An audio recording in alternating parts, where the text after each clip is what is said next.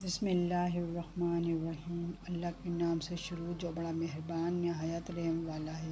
ماہ سفر کے آخری بدھ کے متعلق کچھ غلط نظریات۔ چلے میں شروع کرتی ہوں۔ مگر افسوس کہ جیسے ہی سفر موضع کے پربہار اور بابرکت مہینے کی آمد ہوتی ہے تو نحوست کے وہمی تصورات کے شکار بعض نادانوں کی جانب سے اس پاکیزہ مہینے سے متعلق طرح طرح کی غلط فہمیوں پر مشتمل پیغامات پھیلائے جاتے ہیں اور اس ماہ کو انتہائی منحوس تصور کیا جاتا ہے۔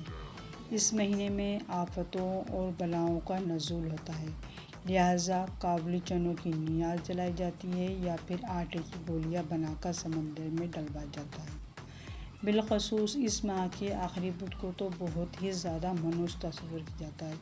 آئیے اس مہینے کے بارے میں پھیلی ہوئی غلط فہمیوں کے متعلق سنتے ہیں۔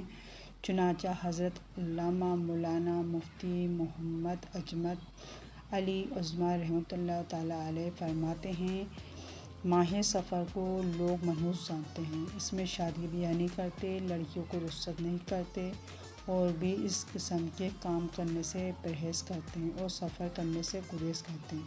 خصوصاً ماہ سفر کی ابتدائی 13 تاریخیں بہت زیادہ نیز مانی جاتی ہیں اور ان کو 13 تیزی کہتے ہیں۔ یہ سب جہالت کی بات ہے۔ حدیث میں فرمایا کہ سفر کوئی چیز نہیں، یعنی لوگوں کا اسے منحوس سمجھنا غلط ہے۔ اس طرح ذوالقعدہ کے مہینے کو بھی بہت لوگ برا جانتے ہیں، اس کو خالی کا مہینہ کہتے ہیں، یہ بھی غلط ہے۔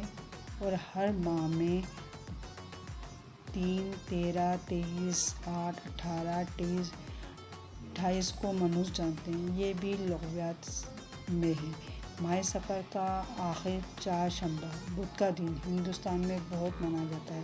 لوگ اپنے کاروبار بند کر دیتے ہیں، سیر و تفریح کا شکار ہو جاتے ہیں، پوریاں پکتی ہیں، نہاتے دھوتے خوشیاں مناتے ہیں اور کہتے ہیں یہ ہے کہ حضور اقدس صلی اللہ علیہ وسلم نے اس روز غسل صحت عطا فرمایا تھا اور بیرون مدینہ سیر کے لیے تشریف لے گئے تھے۔ یہ سب باتیں بے اصل ہیں، بلکہ ان دنوں میں حضور اکرم صلی اللہ علیہ وسلم کا مرض شدت کے ساتھ تھا۔ وہ باتیں خلاف واقع جھوٹی ہیں اور بعض لوگ یہ کہتے ہیں کہ اس روز بلائیں آتی ہیں اور طرح طرح کی باتیں بیان کی جاتی ہیں، یہ سب بے ثبوت ہیں۔